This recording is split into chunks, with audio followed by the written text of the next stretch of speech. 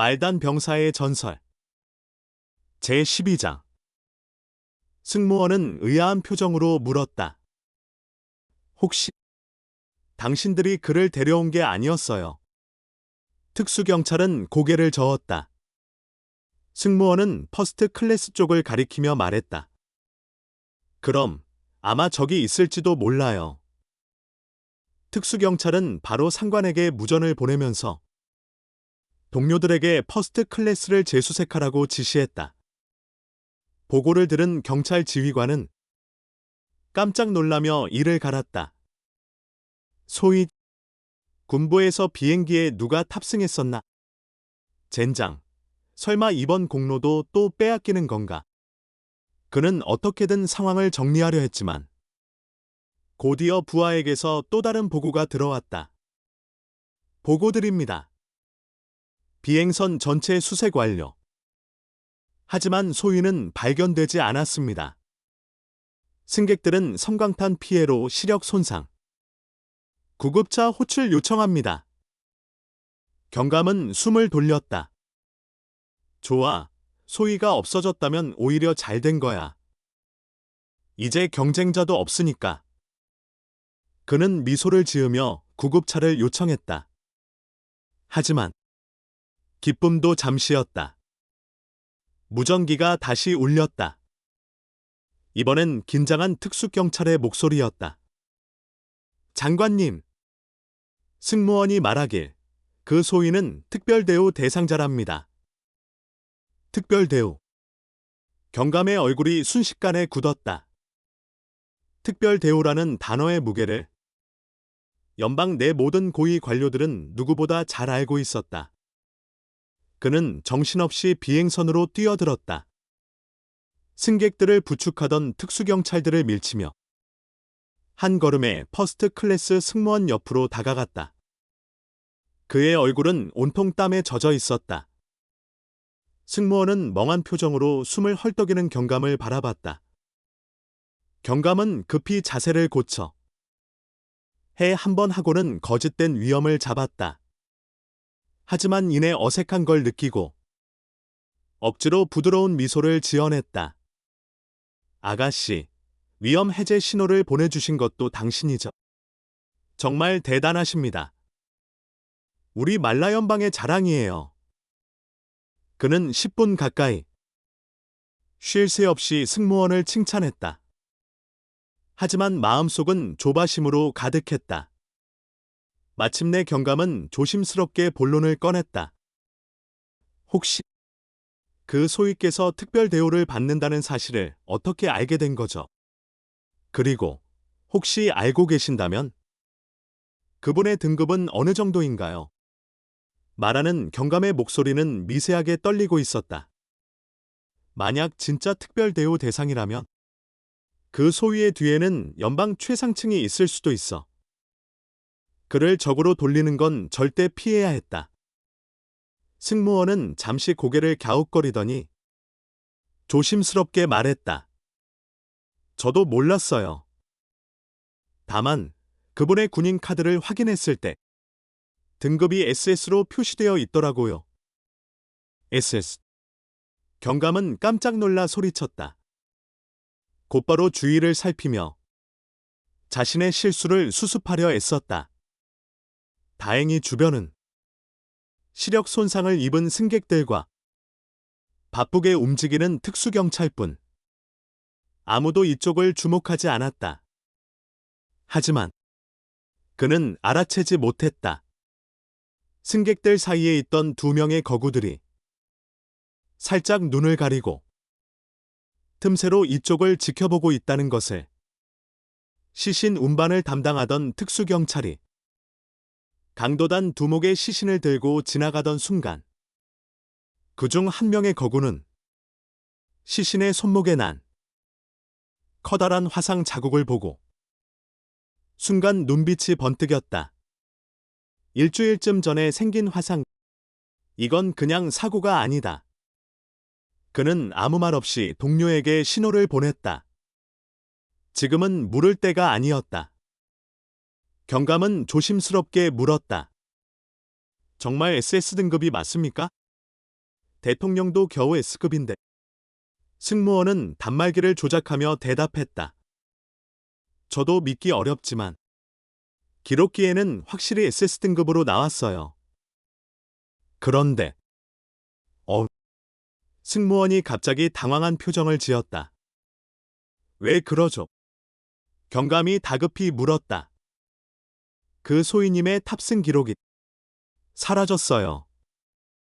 확실히 마지막 순번에 등록되어 있었는데 지금은 어디에도 없어요. 승무원은 잽싸게 다시 검색했지만 결국 아무것도 찾지 못했다.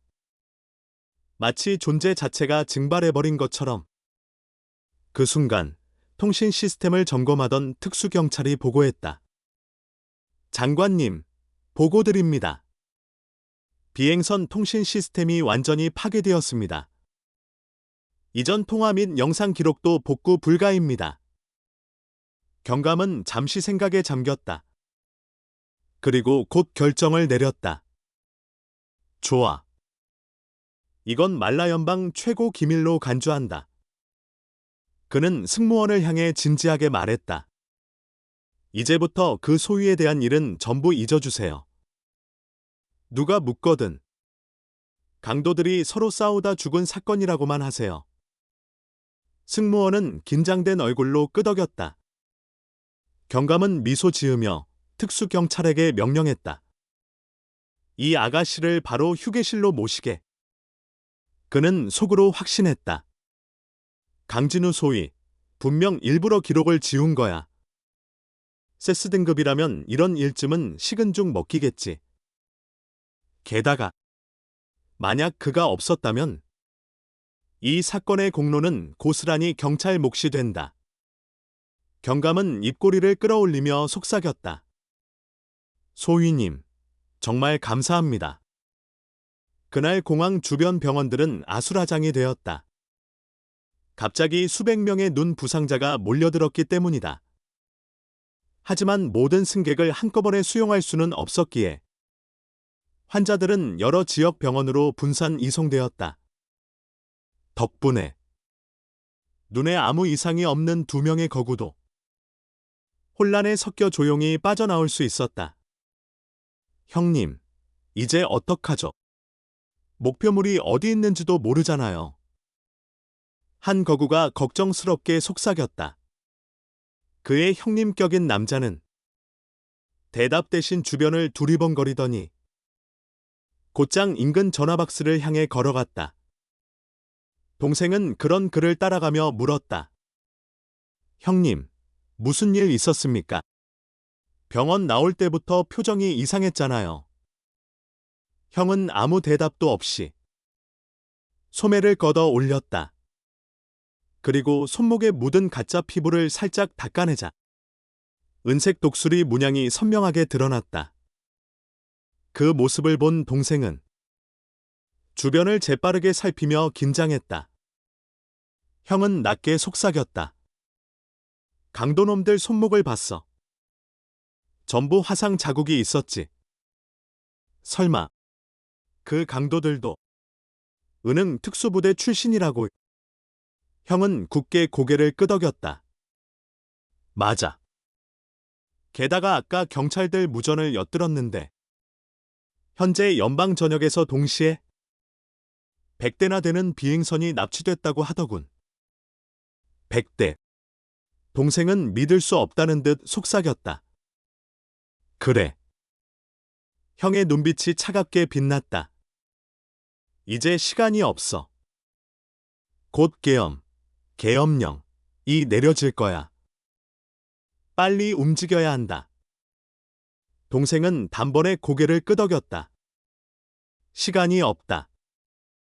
둘은 재빨리 전화박스로 들어가 본부에 긴급 보고를 시도했다. 하지만 돌아온 답변은 차갑기만 했다. 현 상황은 특별 조치 없다. 모든 요원은 현지에 체류하며 자유롭게 행동할 것. 형은 주먹으로 전화박스를 세게 쳤다. 젠장. 거짓말. 자유행동이라니. 이건 우리더러 첩보 수집이나 하라는 거잖아. 그는 씩씩거렸다. 휴가라면서. 어디가 휴가야? 실상은 스파이 짓 하라는 거 아냐. 동생은 그래도 낙천적인 성격이었다. 오히려 웃으며 말했다. 형님, 전 긍정적으로 생각할래요. 위험한 전투 임무 뛰는 것보다 이렇게 편하게 정보 수집하는 게 훨씬 낫잖아요. 그것도 맞긴 하지. 형은 투덜거리다 이내 피식 웃었다. 그래, 이렇게 된 이상 오늘 밤부터 제대로 정보 수집 시작하자고. 좋아요, 형님. 그럼 가장 미녀가 많은 클럽부터 가야겠네요. 하하, 역시 넌 내 동생이다. 둘은 팔짱을 끼고 웃으며 시내로 향했다. 임무명, 은하 최대 미녀 클럽 침투 작전, 발동. 말라연방 수도성 특난성. 지하 수천 미터 깊숙한 곳. 지상에서는 누구도 존재를 알지 못하는 초비밀 기지가 있었다. 그곳은 바로 제로스타 기지. 거대한 도시만큼이나 방대한 규모. 그리고 그곳에 주둔하는 연방 최정예 부대. 제로스타 부대. 그러나 이 부대의 존재를 아는 이는 정부 고위층 중에서도 극소수에 불과했다. 인원은 고작 3만 명. 하지만 그 3만 연방의 모든 최신 무기 체계를 보유하고 있었다. 전함과 전투기를 제외하고는 말이다.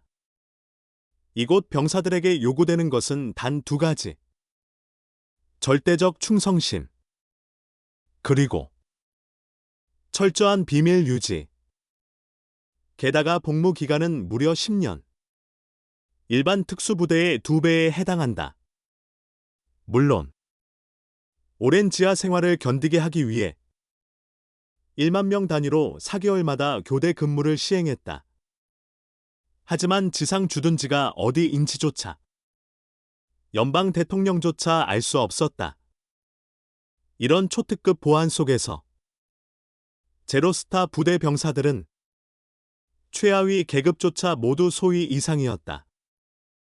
거대한 미로 같은 기지 내부. 통로를 따라 줄지어 선완전 무장 병사들. 그들의 모습은 말 그대로 살아 움직이는 요새 같았다. 길고 꼬불꼬불한 복도를 따라가면 병사들의 수는 점점 많아지고 공기는 점점 더 살벌해졌다. 통로 끝. 광대한 공터가 모습을 드러냈다. 수십 개의 입구가 사방으로 이어지고 있었고 그 중앙에는 검은색 초호화 부양 차량 수십 대가 줄지어 있었다. 건물은 없다. 오로지 텅 빈 공간뿐. 하지만 이곳이 기지의 심장부라는 것은 누구나 단번에 알 수 있었다. 그리고 그 공터 지하. 수십 미터 아래. 지름 수십 미터에 달하는 거대한 회의장이 있었다. 시자형 원형 테이블을 둘러싸고 수십 명의 중년 남성들이 일제히 자리를 지키고 있었다. 한쪽은 번쩍이는 금성 계급장을 단 연방군 장성들. 다른 한쪽은 검은 양복 차림의 정부 고위 관료들. 그들 중에는 국가안보부 장관 천유진도 있었다. 그들 모두 숨을 죽인 채 테이블 중앙을 주시하고 있었다. 거기에는 지름 수미터 크기의 거대한 원형 장치가 있었다. 3D 홀로그램 프로젝터. 프로젝터 옆에 선 한 장교가 가볍게 고개를 끄덕이고 버튼을 눌렀다. 순식간에 방 안가득 퍼지는 눈부신 빛. 그리고 서서히 모습을 드러내는 한 사람의 실루엣. 숨죽인 긴장감. 회의장을 짓눌렀다. 빛이 뭉치고 응축되고 서서히 형체를 드러냈다. 순간 회의장 곳곳에서 꿀꺽 숨 삼키는 소리가 울려 퍼졌다. 빛 속에서 나타난 인물은 황금빛 부드러운 머리카락, 눈부신 순백색 로브, 그 사이로 살짝 드러나는 우아하고 매혹적인 실루엣. 부드럽게 고개를 든 순간 청초하면서도 치명적인 아름다움을 품은 얼굴이 완성되었다. 작고 오똑한 콧날, 은은하게 빛나는 분홍빛 입술, 섬세한 눈썹, 그리고 별처럼 반짝이는 깊은 눈동자. 완벽 그 자체. 회의장에 앉아있던 수십 명의 남성들. 모두가 숨조차 제대로 쉬지 못한 채 그녀를 바라보았다. 연방 최정의 컴퓨터 제로스타. 그녀는 부드러운 미소를 지었다. 그리고 속으로는 피식 웃었다. 후후, 강진우 앞에 이 모습으로 나타나면 그 녀석도 여기 있는 아저씨들처럼 해롱거리겠지. 사실 이 외형은 연방 최고의 화가, 조각가, 미학자들이 무려 5에서 6년을 들여 완성한 인류 최고 미의 결정체졌다. 그녀는 모른다. 한때 이 모습이 민간 네트워크에 유출되었을 때 싱글 남성 인구가 폭증하고 권력자들이 여자들에게 성형수술을 강요했고 그 외모를 본뜬 인형이 대량 판매되었다는 사실을. 하지만 아무리 기술이 발달해도 이 제로스타의 완벽한 아름다움은 복제할 수 없었다. 결국 정부는 제로스타를 봉인했고 이제 오직 이 기지에서만 그녀를 볼 수 있게 된 것이다. 프로젝터 옆에 서 있던 장교가 조심스럽게 손을 들어 버튼을 눌렀다. 순식간에 제로스타의 외형이 살짝 흐릿해졌다. 너무 완벽했던 모습이 적당히 현실감 있는 아름다움으로 조정된 것이다. 이제서야 회의장에 모인 인물들도 그나마 겨우 정신을 차릴 수 있었다. 검은색 군복을 입은 장교 한 명이 단정하게 경례를 하며 말했다. 제로스타님, 오랜만입니다. 말을 건 이 남자는 어깨에 금빛 별 하나를 단 임재훈 소장이었다. 제로스타는 부드럽게 고개를 끄덕이며 말했다. 1년 3개월 15일 만이네요. 임재훈 소장님. 그때 삼성 계급장을 단 다른 장성이 비웃듯 끼어들었다. 컴퓨터 따위에게 경례라니. 그러니 몇십 년째 별 하나 달고 헤매는 거지. 임재훈 소장은 아무 말 없이 한 번 더 조용히 경례를 한 뒤 굳은 표정으로 퇴장했다. 아무도 모르게 그의 눈동자 깊숙이선 분노와 결의가 불타오르고 있었다. 그가 떠난 뒤 회의장은 갑자기 웅성거렸다. 봐라, 역시 돌머리야. 컴퓨터에 빠져가지고 쯧쯧. 아마 제로스타한테 반했겠지. 비아냥과 조롱이 난무했다. 하지만 그들은 몰랐다. 부드러운 미소를 유지하고 있는 제로스타가 속으로 이를 갈고 있다는 걸? 이 죽일 놈들. 아까는 나 보면서 침 흘리더니 지금은 고고한 척하네. 역겨워 죽겠어. 그녀는 조용히 인내했다. 왜냐하면 나에게는 강진우가 있으니까. 조용히 하라. 날카로운 목소리가 회의장을 울렸다. 모두가 숨을 죽였다. 그 목소리의 주인공은 시자형 테이블 맨 꼭대기에 앉은 중년 장군. 그는 어깨에 특수한 금빛 원으로 둘러싸인 거대한 별 하나를 달고 있었다. 일반 소장들과는 차원이 다른 군번. 그 남자는 다름 아닌 오명진 원수. 말라연방 군부의 절대자. 연방 예산을 쥐고 흔드는 실질적 최고 권력자. 그리고 강진우의 먼 목표. 그의 말 한마디에 회의장 전체가 숨을 삼켰다. 오명진은 미소를 지으며 제로스타를 바라보았다. 불편을 드려 죄송합니다. 제로스타 양. 제로스타는 우아하게 고개를 끄덕였다. 괜찮습니다. 오명진 원수님. 속으로는 이렇게 생각하며 강진우가 나중에 저 정도 위압감을 가질 수 있을까? 오명진은 살짝 한숨을 쉬며 조용히 말했다. 이번에 제로스타 양을 부른 이유는 현재 말라연방 전역에서 벌어지고 있는 비행선 납치 사건 때문입니다. 범인이 실버이글 제국이라는 건 눈에 뻔히 보입니다. 하지만 증거가 없습니다. 그는 이 말을 주무르며 말을 이었다. 게다가 우리가 가장 걱정하는 건 납치된 비행선들이 연방의 중요 시설을 공격하는 데 사용될 가능성입니다. 그는 정중히 고개를 숙이며 요청했다. 제로스타 양. 당신은 연방의 모든 기밀을 관리하고 있고 최고의 연산 능력을 갖추고 있습니다. 납치된 비행선들의 경로를 분석해서 그들이 목표로 삼을 가능성이 있는 시설들을 찾아주실 수 있겠습니까? 제로스타는 부드럽게 고개를 끄덕였다. 기꺼이 돕겠습니다. 그녀는 조용히 눈을 감았다. 회의장은 일순간 숨소리조차 사라졌다. 귀를 기울이면 작은 위 하는 컴퓨터 연산 소리만 들릴 뿐이었다. 얼마나 시간이 지났을까? 제로스타가 천천히 눈을 떴다. 그녀는 오명진에게 고개를 끄덕이며 말했다. 계산을 완료했습니다. 그리고 손짓 하나 없이 그녀의 앞에 거대한 3D 은하계 지도가 떠올랐다. 그 지도는 기존의 군용 전략 지도가 아니었다. 별, 행성, 항로는 물론이고 세상에 알려지지 않은 연방의 극비 거점들과 비밀 시설들까지 빼곡히 표시돼 있었다.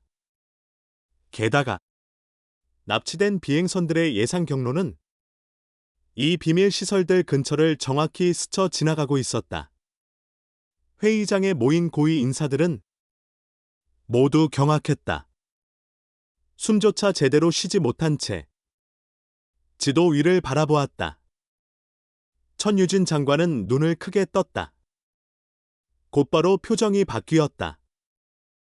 처음에는 놀람, 이내 욕망과 탐욕으로 번진 눈빛. 하지만 오명진 원수는 달랐다. 그의 표정은 복잡했다. 기쁨, 혼란, 고뇌, 책임감. 수많은 감정이 교차했지만 놀람은 없었다. 마치 이미 이 별지도의 진실을 알고 있었던 사람처럼. 제로스타는 조용히 설명을 이었다. 현재 납치된 비행선들은 대부분 이 은하계 지도에 표시된 극비 시설 인근을 지나칠 것으로 예상됩니다. 그리고 그중 일부는 직접 공격을 감행할 가능성도 존재합니다. 그녀의 목소리는 부드러웠지만 그 내용은 회의장에 있는 모두의 등골을 서늘하게 만들었다. 회의장 전체에 침묵이 흘렀다. 숨막히는 긴장 속에서 오명진은 조용히 손을 들어 한마디를 내뱉었다. 비상 대응 체제 발동. 그 한마디로 말라 연방의 전역이 격렬하게 움직이기 시작했다. 은하를 흔들 대사건이 서서히 그리고 조용히 막을 열고 있었다.